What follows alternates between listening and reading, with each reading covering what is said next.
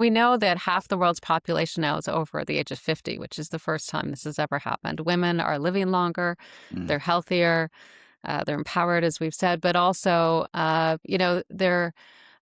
they're looking for things that are more purposeful. By the time you get into your 60s, your 70s, your 80s, you have pretty much been everywhere. So I think travel tends to be more intentional. You have a purpose in mind when you're booking a trip. It's not just about going to the destination. And I think that's one of the things that tour companies can consider when they're marketing trips. If you're only marketing on the destination, you're only doing half the job.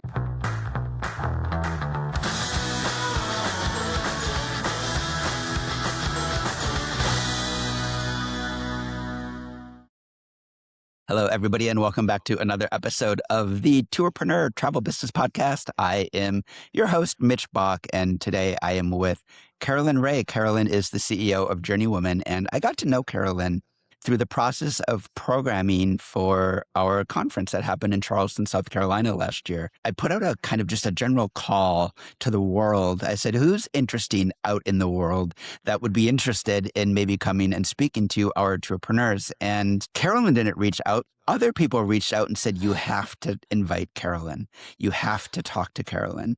And after my first meeting with her, I understood why. It's because she's a wealth of knowledge, of understanding about everything from media to tour operators. And the focus of her company is on the 50 plus woman traveler. And I think it's such an interesting market because it's one of those classic misunderstood markets where we live sometimes in our industry with stereotypes that are outdated and outmoded. And I'd love today to dive into not only the behavior of that traveler, but the launch of her platform. So I'm excited to open this door to this conversation to my friend Carolyn Ray. Carolyn, welcome to Tourpreneur.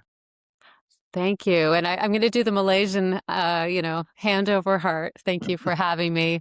I've just come back from 2 months in Asia, as you know, so glad to be here. Yeah, talk to me about what your life looks like in a given year, if you can. A lot of travel. What is it that you get up to since you do a lot? I do. I actually kind of reinvented myself when I turned 50 to become a full-time traveler. So I quit my job, I sold my house, I auctioned off everything I owned. I just wanted to travel. And I had worked in a full-time corporate job for 30 years, and my daughter had gone off to university, and it just felt like, this is my time. I've done everything I was supposed to do, and I wanted to get out and see the world and learn and explore. What was the deciding factor for you at that moment? Because I hear this a lot. A lot of our audience, they have like a life crisis, something snaps, and then they go on a new journey with their life. And so I'm just wondering kind of like what built up to that for you? Well, I had just come back from Kenya, and I took my daughter to Kenya. She was 18, and I thought it would be an opportunity for her to be grateful for what we had. And she was and she is, but it had a bigger impact on me because I realized that I had much more than I needed in my life. I had a 3-bedroom house. I'd had all this stuff, and I felt like I was really buying into the whole idea of consumerism, spending all my money on things. And I don't know. I don't know if it was a midlife crisis or I don't know what it was, but I literally came back from that trip and I said, I have got to do something different with the rest of my life, because if all I'm doing is buying stuff and filling up my house and storing all this junk in my basement, then I am wasting my money and my life. And the other thing you think of when you're a mother, I'm a single mom, is what am I role modeling to my daughter? What are the values that I'm showing her as her mother? As you know, whenever I'm asked what success looks like for me, I always talk about my daughter Alex and what our relationship is like, which is wonderful. That's what I think my real job is in life, is really being a good mother, being a good role model. And that's what happened. I just went, that's it. I'm done with this. I've had it. I want to have a completely different life. Yeah. What was the journey into the travel industry then and into leading a community of 50 plus female travelers? Yeah, well, that was very unexpected. I have a friend here in Toronto whose mother started Journey Woman, and she and I were having lunch one day, and she literally, as I was telling her about my planned travels to Spain and I was going to go here and do that, she said, you would be a perfect person to take over my mother's website. And I said to her, "Oh, I know nothing about travel. It was solo travel. It wasn't really the way I traveled." But we had some conversations. There were kind of those weird moments where, you get little signals and, messages from the universe that this is the right path for you. And so I ended up buying the business in August of 2019. And because I thought it would be a platform for me to write about travel, to travel, and also to support women. And those are three things that I really love. So that's why I said yes to the opportunity, but I had no idea what I was getting into. You've really taken it into some bold new directions. Could you just help us as an audience wrap our heads around what Journey Woman is today? Yeah, sure. Well, it started off when Evelyn had it as a print newsletter in 1994, so it's 32 years old this Oh year. my gosh. And she went online in 1997. I think it was one of the first travel websites in the world. Wow. And so when I bought the company in 2019, it was like an original website. None of the stuff that we think of today with websites. So we built a new website from the ground up. And so I started writing, I started traveling. Of course, we had the pandemic. And I have always approached any business I've ever had with the mindset of an entrepreneur. And even when I was running businesses for other organizations, I've always thought of it as my own. And so lots of ideas, lots of creativity. And with Journey Woman, I saw so much opportunity to do things that nobody else was doing. And also, even now, to bring in my past experience with consulting, with research, with branding into Journey Woman and really make it as it was already, but the voice of solo women, but expand that idea into things like advocacy and creating change in the industry and not just writing about travel, which is wonderful and needed, but also thinking about how do we actually make a difference with this business. And knowing what I know now about the woman 50 plus traveler and the research that we've done, I know how important and influential and valuable this segment of the market is. And nobody, until we did the research last year, Invisible No More, had ever put a number on it, had ever quantified it, had ever asked women 50 plus, what they were looking for. So having all of that information and data now has really empowered me to go out and do things that just don't exist. We have a women's travel director, we have a women's speakers bureau, we highlight women authors on our website, we highlight women-owned businesses.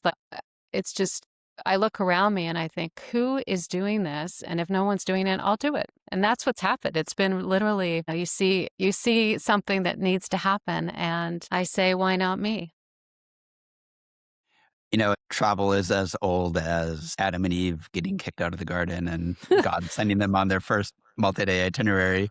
But it's a really young industry in the shape that it exists today. We're still inventing new forms and ideas and shapes for the way our industries works. And I really admire you looking out and saying what doesn't exist yet instead of what is this industry and how can I do the same that everybody else is doing, but better or whatever else. I Yeah, think and to be honest, Mitch, people will say, "Oh, who are your competitors?" and this yeah. and that, the other, and I have no idea. I mean, I don't look.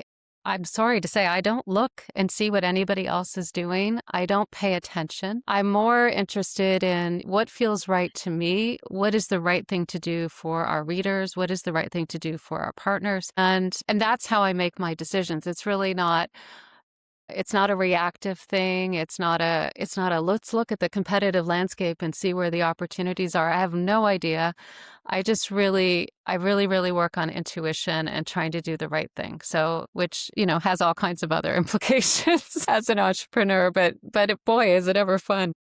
Well, dare I also say that in an extremely male dominated, top heavy, like C-suite kind of driven industry. You only have to look at the conferences and see the CEOs that are on stage. And that's a certain type of doing business, which is quite aggressive.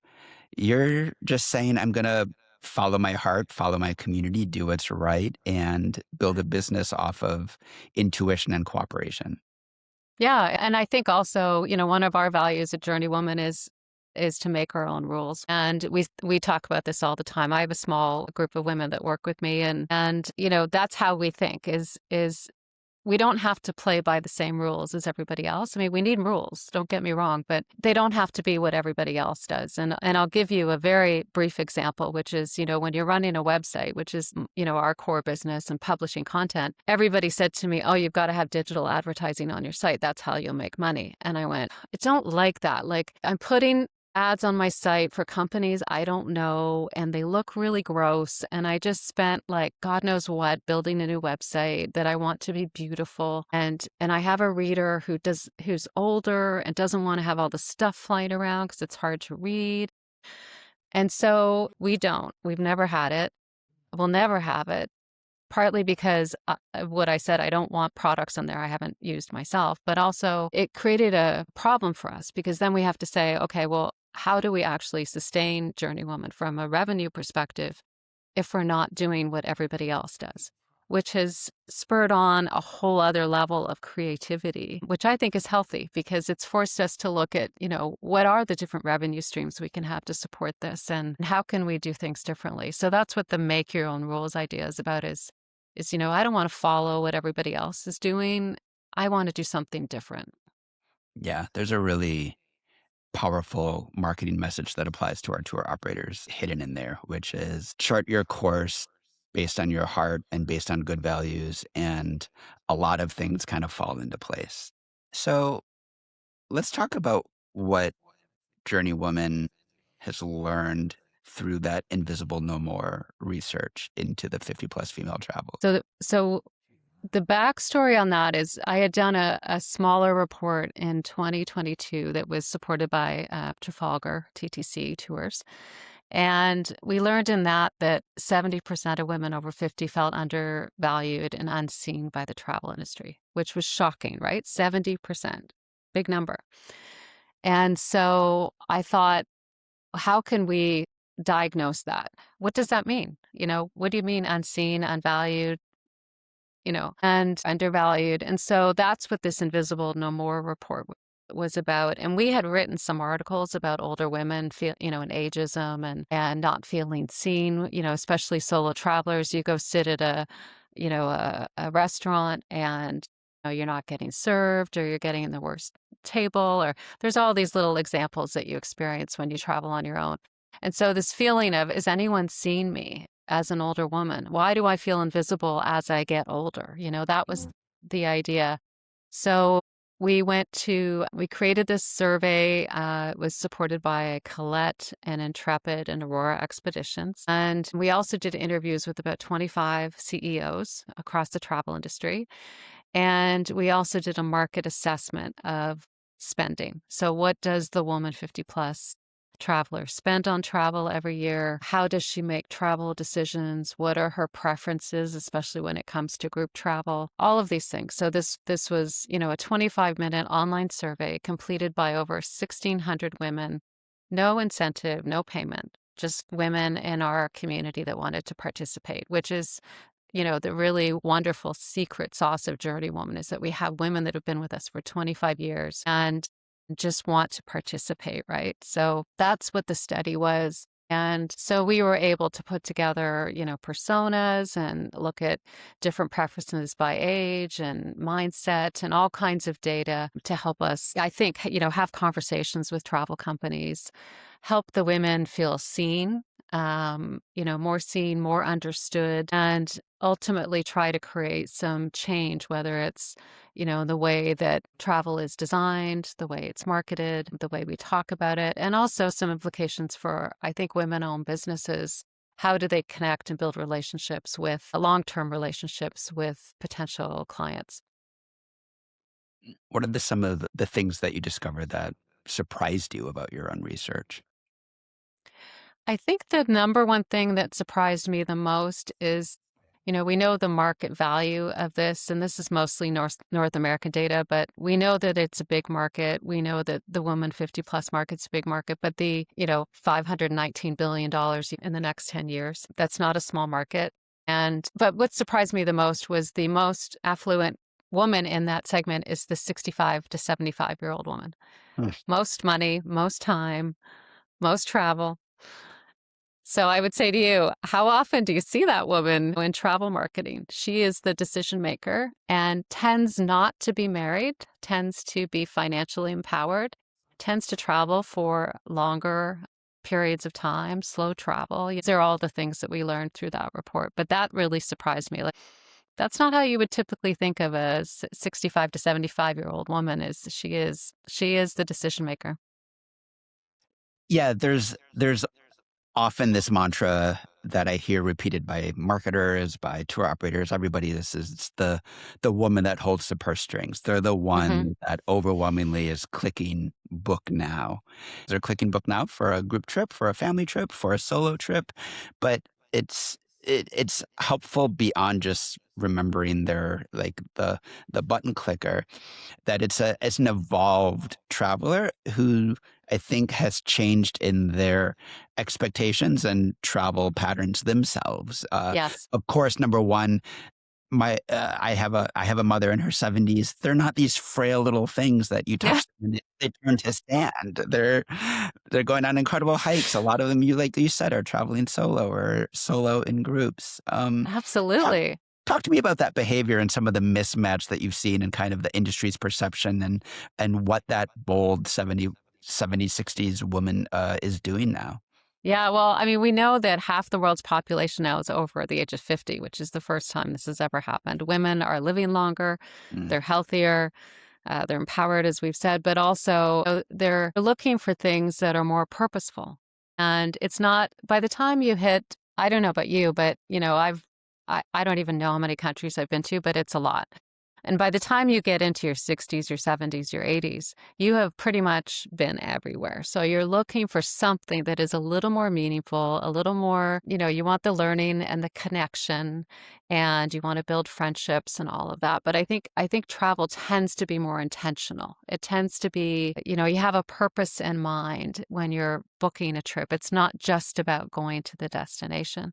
And I think that's one of the things that tour companies can consider when they're marketing trips.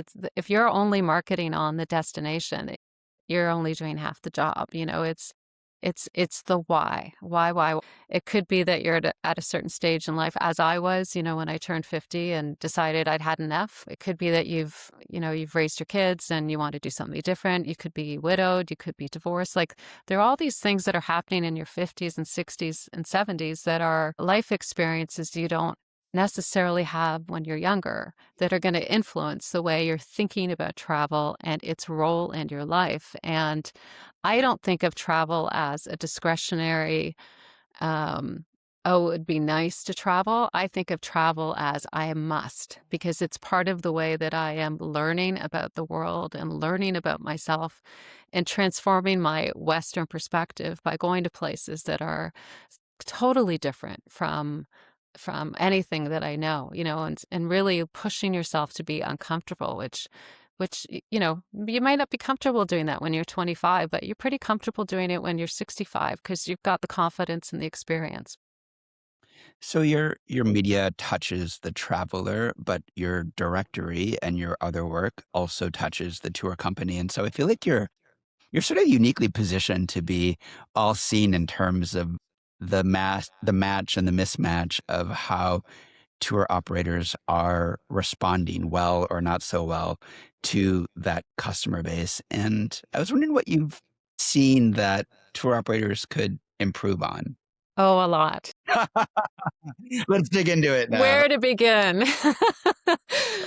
um, yeah, I think I would say that, as a former recovering branding executive, which is what I did before, I really believe in building brands, and brands are about relationships. They're about trust, and and they take time.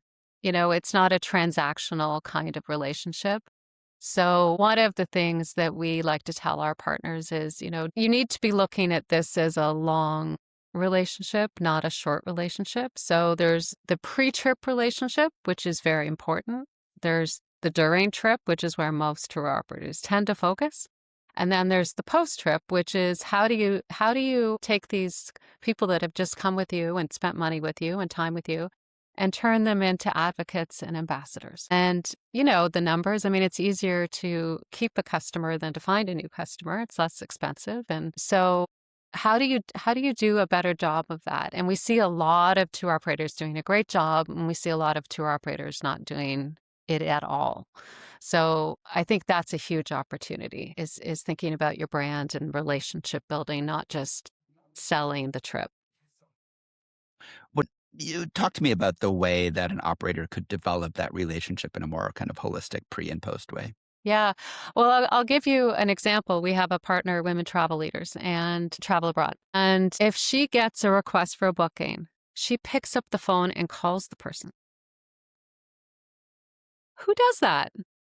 I mean, really, it's great. And then I have the woman who heard about the trip through us call me, because they often call me and tell me, and say, I just had this incredible conversation and I'm going to go on this trip, So it's not for Catherine who runs this business, it's not a transactional relationship. She's looking for people that are aligned with her purpose and values.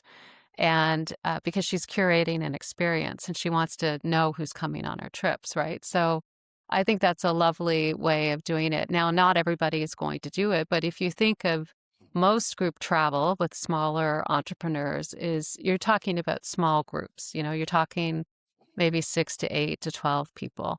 And of course, I would think you would it'd be much more efficient to pick up the phone and call somebody and have a conversation than to do a bunch of emailing back and forth.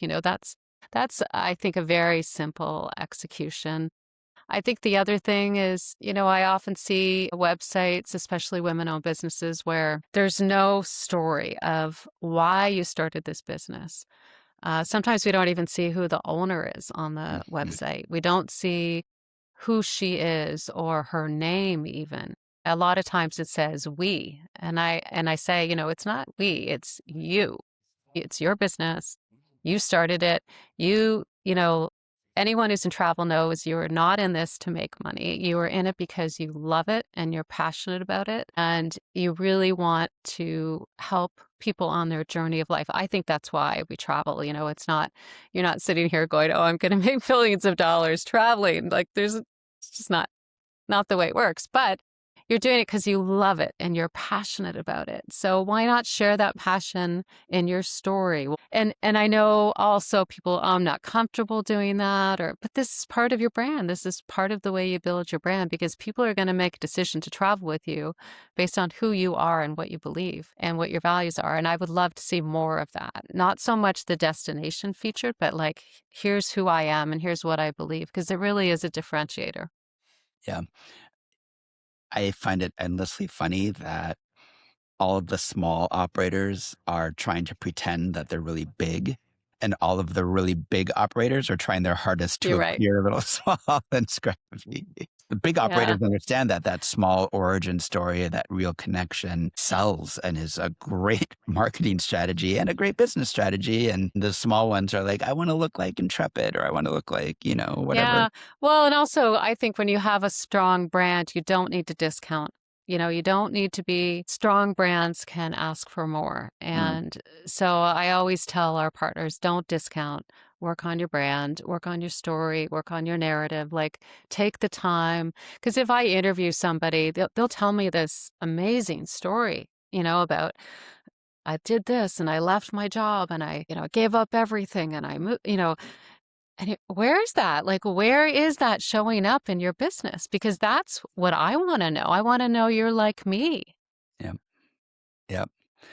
I do want to think about the on tour experience, though. The title of your report speaks to this idea of not feeling seen or valued culture in North America here. I think it's safe to say does not generally respect the idea of the wisdom of the aged. There's just a certain disappearing that happens of men and women as they age. And so here you have this container for belonging and inclusion and welcome that is a trip. How can our community best show up?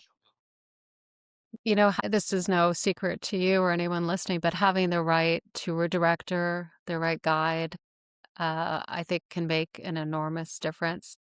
Things like facilitating connections the very first night. I was on one tour and the tour director left us in a room by ourselves. And it's not that we can't figure out how to talk to each other, but I think it would have been so much nicer if the tour operator had sat in the room with us and facilitated and, and tried to build connections Mhm. as soon as possible. And, one of the other things I see a lot of the smaller tour operators doing is having Zoom calls before the trips.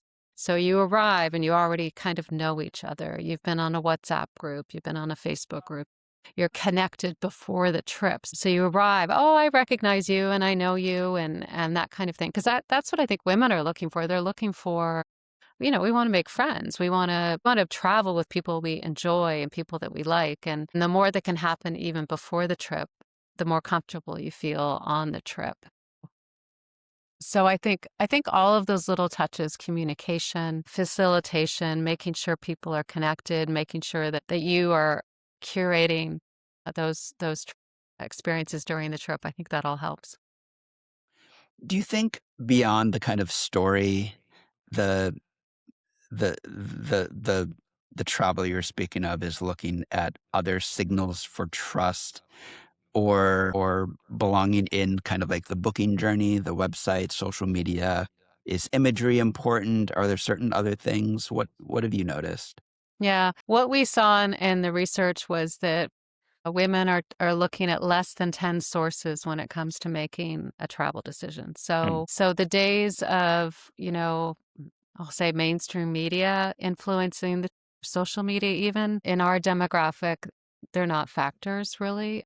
They might provide some inspiration, but they're not going to influence you to purchase. I think we're seeing kind of a niching down a little bit in travel where mm, we're going back to the places that we trust. And fortunately for me, Journeywoman is one of those places. But, women owned websites, blogs, that's where women are going is looking to them, not so much mass media. Because I think there is this distrust of, how is media being funded? Who's paying for this article? Like all these things that are not always transparently disclosed. And when they see my face on and I'm on a trip and I'm talking about the trip, they're going to trust me that I'm telling them the truth, which I always will. If you have a limited budget for marketing and you're spending it on big mainstream media, save your money and work with some smaller businesses who have a community, who are mm, trusted. I mm. think it'll go a lot further than kind of the traditional marketing approach. I also think, and I know this is borne out in just what I see as a business coach, that women at home are, and I'm talking about the 50 plus demographic in particular, are often community leaders and community organizers. They're the ones that are connected deeply through clubs and connection, often much more than the men. And that kind of, I guess, marketing where you find that core key group leader that is able to bring 10 of their friends or whatever. Yeah. I cannot tell you. I mean, I started my first multi-day company with my mother's friends because it was like she could manufacture 15 people like that. And I don't know if the men are in the same boat at this Yeah. current Yeah. cultural Yeah. moment. Well, it speaks a little bit to how well do you know your target customer? Yeah. And have you ever done a survey? Have you ever asked them, who they trust and what other interests they have and what Yeah. other, as you say, communities and clubs they belong to? Like understanding that whole ecosystem, I think is important. And it's easy to do some surveys or focus groups or research. And yet, I find a lot of the companies don't. And and yeah, like to me, that's very fundamental. Like, who is your target customer? And sometimes I'll look at the tour company websites and I'll think they're just talking to everybody.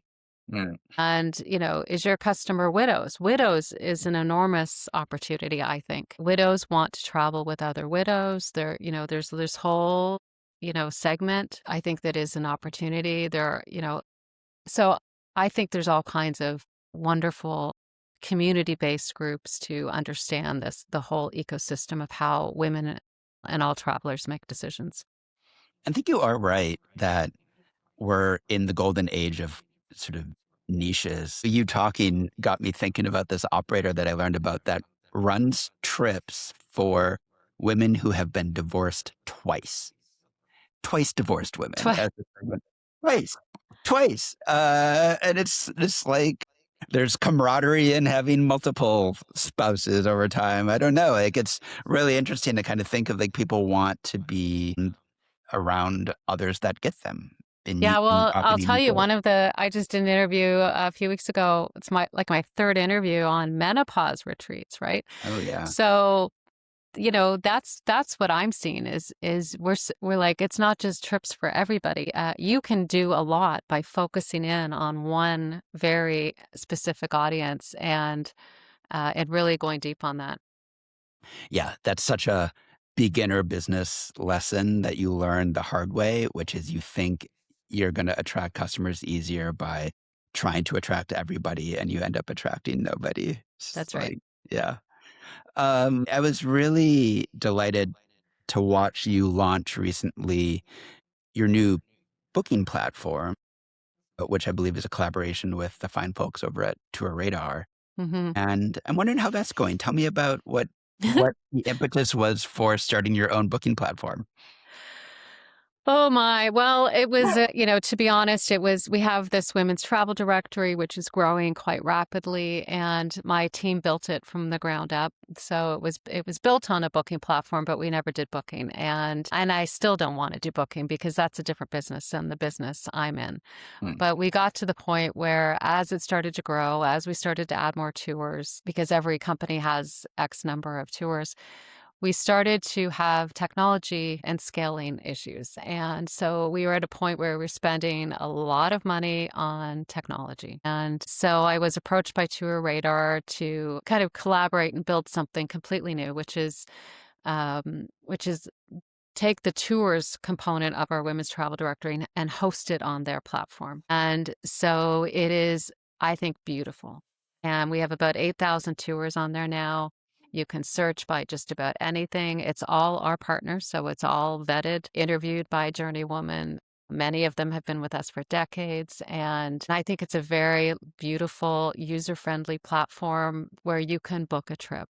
So they are far exceeding anything we ever could have done from a technology perspective. And it's gotten me out of the technology business, which is where we were heading, and I did not want to go in that direction. So yeah, it's up live now. We've been working on it all through the holidays, and I'm really, really happy with it.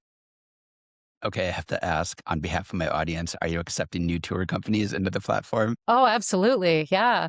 I mean, this is really, it's the only women's travel directory in the world that I am aware of. And it is really, I mean, we're hoping that this will be the place for women all over the world to come and look for, vetted companies to buy from instead of using Google, because that's what happens. You Google something and you end up buying a trip and it doesn't go well or whatever. And so both us and TourWriter have vetting processes.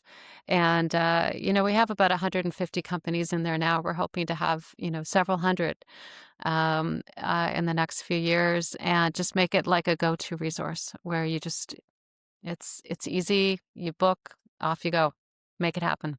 What's happening at this moment then? Because you have all of these women traveling, like overwhelmingly the purchaser. Why are you the world's first? Is there finally like an awakening of the power of a collective group, or is the research helping identify this? Like, why aren't there 50 different women's travel booking platforms for different kinds of women making the booking? I don't know. I don't know. I mean, there might be. I've not heard of any, but um, yeah, I think the research was an enormous catalyst because I mean, I'll tell you honestly, Mitch, like we did the research And then, we launched it with Intrepid, and I've been doing webinars with travel advisors and a lot of activity over the last year. And at some point I went, are we ready for this? Right?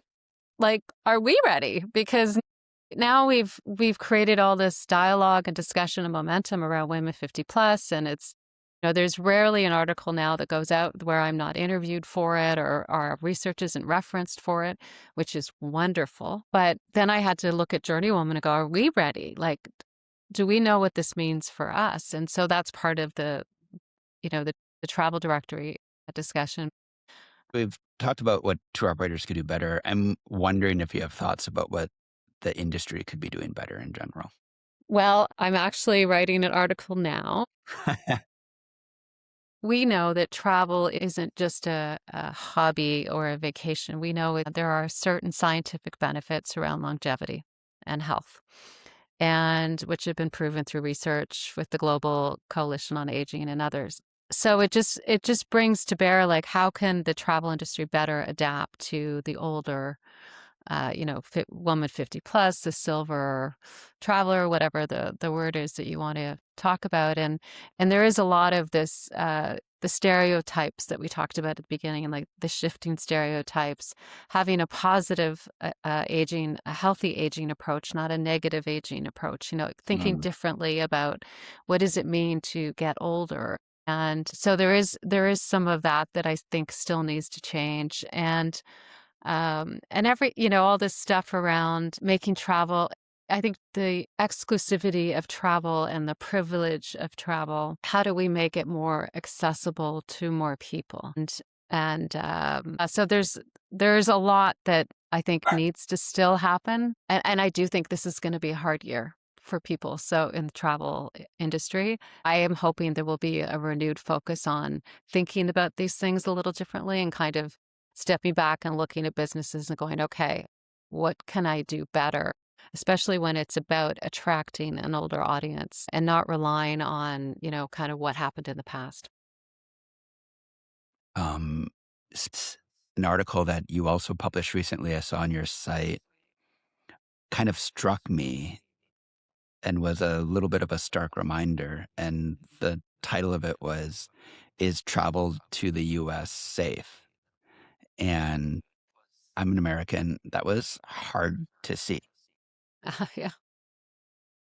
Like, that's not usually the way it goes. Normally, you're preaching to a bunch of Americans, is it safe to go to Sri Lanka? Talk to me about your perspective, which is a global perspective and a Canadian perspective, on your traveler and the kind of moment we're going through right now.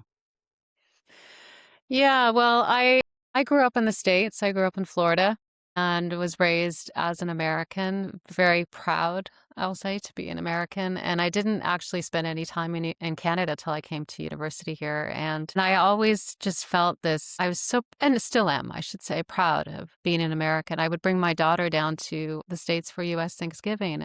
I tried to educate her on what it meant to be patriotic, because I felt like, there was so much to learn from America. And in the last year or so, it's been very difficult watching not just travel diminish to the United States, but also these relationships that we have, families, friends, communities, businesses, all being kind of torn apart. And when Mark Carney spoke a few weeks ago at Davos, I think every Canadian, I mean, at that speech made world headlines. But as a Canadian, my goodness, like me, every Canadian I know just sat up and went, whoa.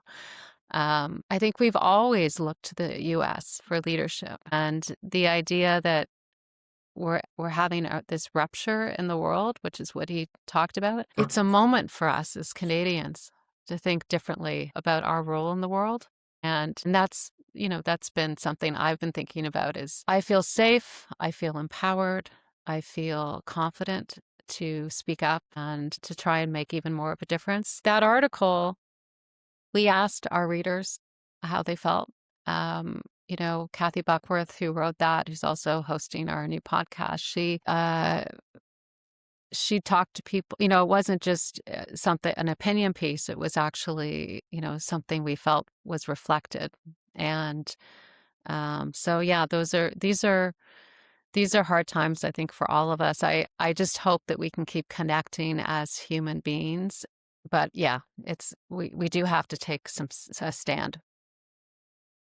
Yeah, it feels like there's two things going on. One is our need to lean in as an industry to being human bridge builders, and that takes on a new urgency during a time when it feels to a lot of people in the world like a lot of different kinds of bridges are being blown up all around the world.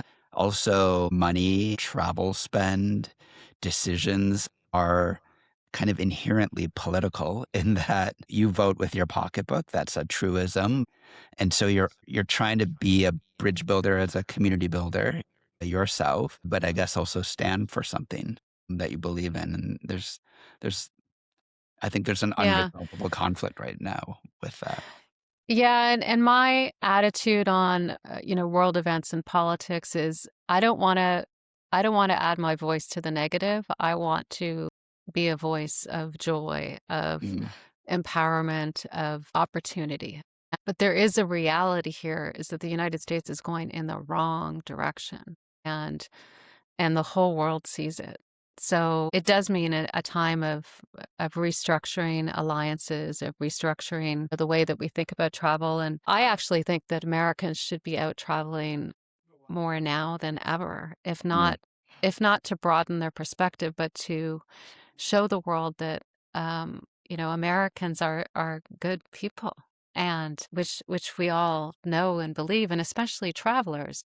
I hope that more women will overcome their fear and travel to places that broaden them, and places where they can, be proud to be Americans, because having been all over the world, Americans are beloved all over the world, as are Canadians. Really. There's nobody sitting there going, you're an American, quite the opposite. I think people want to see Americans, and I hope that Americans will continue to travel. Are you seeing trends in terms of the kinds of destinations that your community is gravitating towards these days? I think it's more for us smaller cities, less, everyone talks about less traveled places, but I don't even know if it's really place specific or more the how Mm. specific that's different. And so I am, one of the things I'm trying to do as a writer and an editor is go to places that you may not be considering, like Malaysia, like Vietnam, like Cambodia, like places that might not be on your radar, that do value and need tourism. And so that's what I try to focus on personally, so that I'm always, I'm not always going to the same places, but I'm going to places that, reputationally people, oh, that place isn't safe, which drives me bananas. But, Mexico, Ecuador, Colombia, Morocco, like, let's get out. Let's just not all go to Western Europe. Let's get out and see places that are different from what we know. And so that's what I think we see with the Journeywomen is so many of them have traveled for 30, 40, 50 years. They're very experienced travelers. So they're looking for places that might be just opening up, Saudi Arabia, Oman, like places that are a little less known. You're a media company, but you're a community, you're a movement. I'm wondering kind of how you, I guess, personally see your responsibility and your role in moving the conversation and the industry forward. Yeah, I used to think of Journeywoman as a website, Yeah. and it's not. It's many, many things. And I used to think what people would call us a community, and I would go, "Oh, well, we're not quite that, but we are. We are all of these things. We are many things." And so nothing fits in a bucket anymore. And I won't be told to stay in a lane, because I think that's silly. We're all running all over the place. I think in terms of my role, as I said earlier, I want to be a positive voice, not a negative one. And I really want to show women that they can have control over their own lives and they can make a difference through travel. And yeah, that's what I'm trying to do. I mean, it's really, when you lead with your heart and your values, it's pretty easy. It's not, I'm not sitting here going, "Oh, I've got to reach, XYZ financial target," and you know, it's not even that. It's just I really I'm so Mitch, I feel very lucky and fortunate to be able to do what I do. Mind you, I've earned it. It's not like it's just landed in my lap, but with all of that comes a lot of responsibility and a lot of Yeah. obligation, and so I don't take that lightly. I really appreciate and value every single person on our mailing list, every single person in our Facebook group, every single person that reaches out to me or sends me a note or calls me. I see it all and I love it all and I appreciate it all. So, uh, What do you think of this moment through that lens of what you just said? What do you think of this moment in travel media, travel writing? I think I might be speaking on behalf of myself alone, but I don't think I am. That so much travel writing feels like, what's the hidden motive here? What are you trying to sell me? Who sponsored you? I don't know if it's a lack of trust or authenticity or something happening, but I'm wondering what you think of that and how you are approaching your editorial voice. yeah, it's funny you asked me this because I just updated our guidelines yesterday. People ask me, can you pitch to Journeywoman? Yes, of course you can. We have about 25 writers and I pay for writing, of course. I'm not a mainstream travel outlet, but I do pay and I'm told I pay fairly. But what's most important to me, I get a lot of pitches. I'm more interested in like who is the woman pitching me? Mhm. And has she ever shown up on a community call that we did or a webinar? I don't know. Like I want to know the person, not Mhm. just like the pitch. Because I can write about anywhere, I can get articles on any place, her story. And so a lot of our writers now, all of our writers are women, but it's a different kind of writing that I'm looking for, which is I want to see some of you in the article, not just here's the destination and how to get there. And I think mainstream travel writing is just the blogs have been doing it for decades. I mean, that's Mhm. what blogs started off as. It's just they're so good at it. But I am trying to find a middle ground, and develop something new where you still have a little bit of yourself in the article, but because I want to know how the place makes you feel and what you learned from the place, not just how to get there and where to go and where to eat. Like, I'm not interested in that. I'm interested in the journey that you're having through the travel experience. Are you experiencing disruptions with Google evolving its relationship to written content on the internet from your perspective? Well, both, Google and AI have been really interesting because Journeywoman is so old. Because we have been on the web for so long, I'm looking at the AI going, this is super interesting because we have like 30 years of content. Mhm. So that's not a negative for me at the moment. Now, we don't use AI to write or anything, but I mean, if you go ask AI, who's the best women's travel website in the world, Journeywoman's going to come up because we have so much content, right? The filtering and the bias with AI is a whole other issue that we've also written about. And Google for us has been fine. Again, where our business model isn't based on website traffic, so Mhm. so we have a different view on this kind of thing because we're not dependent on website traffic at all. You partially answered this, but a lot of our operators love a feature in a publication. It's great for all sorts of reasons, and PR is kind of a nice little shortcut to visibility beyond SEO and some of these other games. What have you seen from specifically kind of operators pitching their tours that kind of works? And then what are your turnoffs? Boy, everybody thinks they're a writer. Mm, So I know that when a tour operator is pitching me and they want to send me an article about their business and that I'm going to have to spend a lot of time working on it. So my preference is to interview them myself, help them figure out their story. But I think I would like to see a little more acknowledgement of the value of a journey woman versus a paid feature in Forbes. Hmm. It's an advertorial. You don't disclose that. It's, hey, I'm in Forbes, I'm in Fortune, whatever, which aren't even publications that, the traveler is reading, by the way. And trumpeting that without disclosing, oh, by the way, I paid for this article. It's advertising. And here I am, writing a beautiful piece, interviewing one of my writers, and that is considered like not as important. And I think it is important. The work we are doing in women's blogs and blogs like mine, websites like, it's important. And women read it and women trust it. And you're going to get a lot more credibility and trust from my website than you will from a Forbes or a Fortune or something else that you've paid for. That's my honest answer. I like it. And the same with influencers. I mean, influencers are paid. They are paid to go on trips. They are paid to market your company, your brand. Travel writers are not. I think it is too that you're so behind the times that you're ahead of the times.